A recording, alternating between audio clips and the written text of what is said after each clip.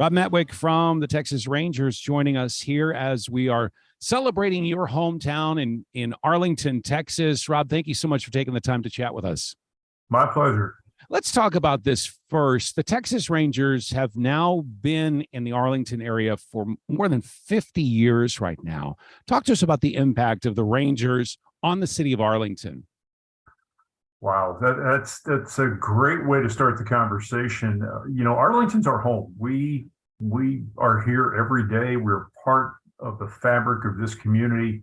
Certainly, we were preceded by the General Motors plant, Six Flags Over Texas, and some other great things that have been part of the city, the fabric of the city for a long time. But we think the Rangers are right up there among those other entities. And like I say, what's interesting to us, we've fostered great relationships in the community, and I think that's why we've been so successful here as a franchise. Great partnerships with the city, great partnerships with the Convention and Visitors Bureau, the Chamber of Commerce, and so many entities across the community that we live and breathe it every day. So not unusual for me to go to a restaurant here for lunch and maybe run into Mayor Ross or City Manager Trey Yelverton or a police officer or a firefighter that maybe works at the ballpark in the evenings or ball games. And now that we've moved into Globe Life Field, we've really given ourselves that opportunity to open the doors wider, be available literally 365 days a year with all of the other events that we can program here. So we feel like we're much more responsive to the community. We're not just a baseball team any longer.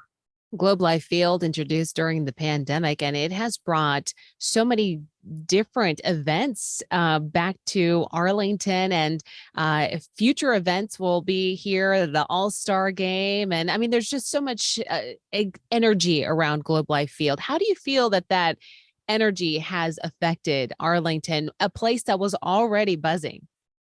I think it's been very positive. If you look at the last two road trips the Rangers were on, and May's a pretty good example. We only had 8 home baseball games, but in the interim, in the first week of May, we hosted UTA graduation. So that was 6 different ceremonies, and the Rangers came back home for a homestand.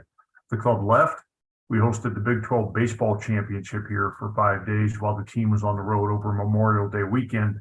And then most recently here, as we're finishing a road trip, we hosted 7 different graduations, Duncanville High School, and then all 6 of the AISD schools had their graduations last week at the ballpark while the Rangers were on the road. The last of those wrapped up on Thursday, and the Rangers came home on Friday night and we played baseball. So again, this building has given us maximum flexibility to be active literally 7 days a week sometimes. It's also a centerpiece for that entire entertainment district, talking about, say, the various hotels that have sprung up, as well as Texas Live, which is a tourist attraction on its own. It really is. And Live was sort of the first piece that opened back in August of 2018, followed by the Live by Lowe's in August 2019, and eventually Globe Life Field in 2020. So yes, Live has become a destination in and of itself.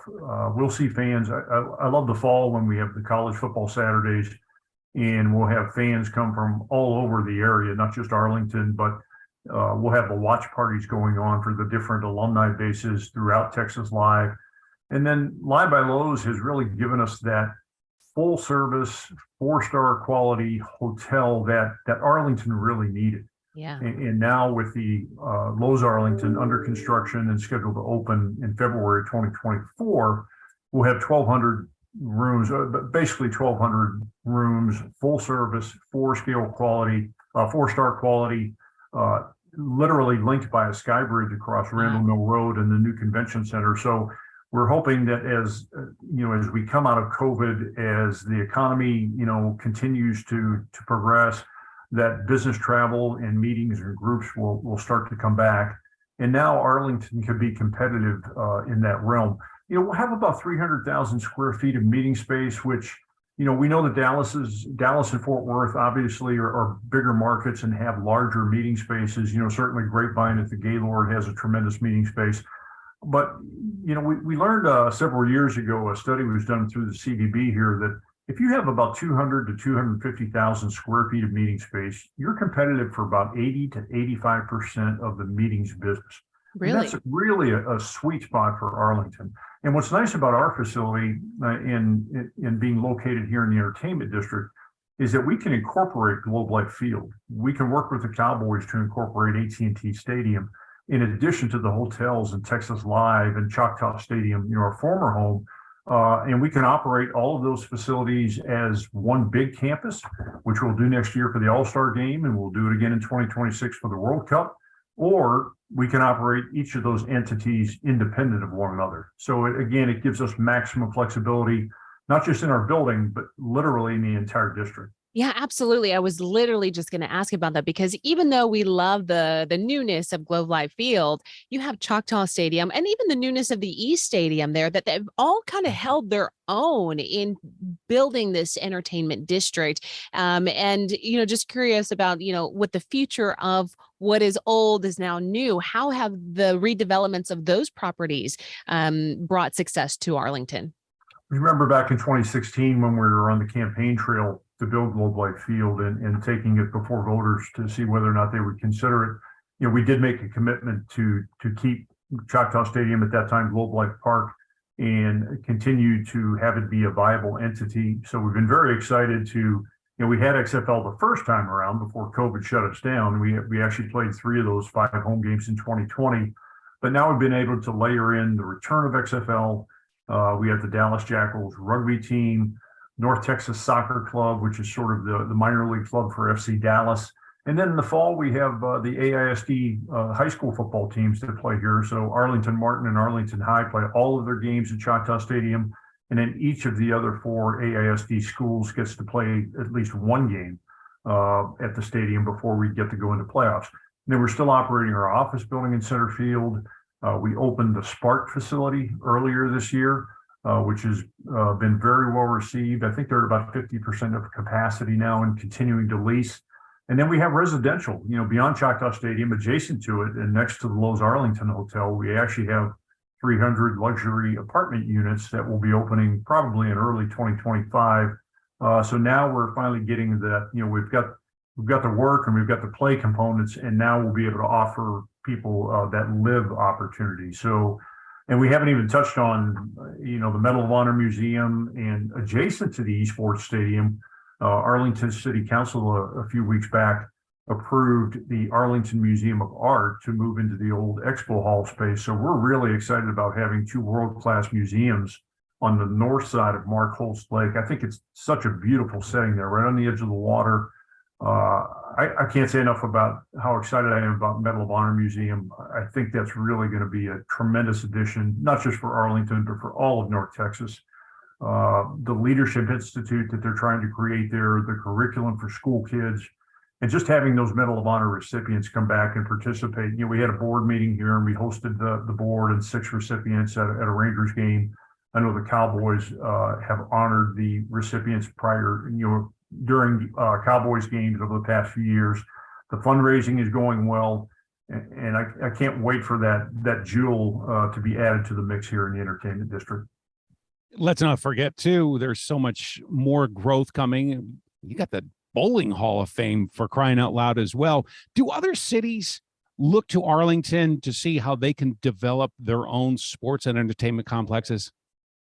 I think we're seeing that as a trend across our industry now. And I would venture to guess that anyone that is considering certainly a new facility has to look beyond the borders of the building and consider, the land around it. And for years that was contemplated here in Arlington. I know from the time that the ballpark in Arlington opened back in '94, there had always been an expectation of development. Of course, we had the Glory Park concept back in 2008 when the Cowboys were building AT&T Stadium. There was a plan at that time to actually develop between Cowboy Stadium and the ballpark in Arlington. Unfortunately, the economy sort of squashed that. So it really took, I think, the right combination of leadership from the team standpoint, from Ray Davis and Neil Liebman on our side. At the time, it was Jeff Williams, and now continuing with Jim Ross in the leadership at City Hall. And then the right partners in terms of development, the Cordish companies and the Tisch family and Lowe's Hotels.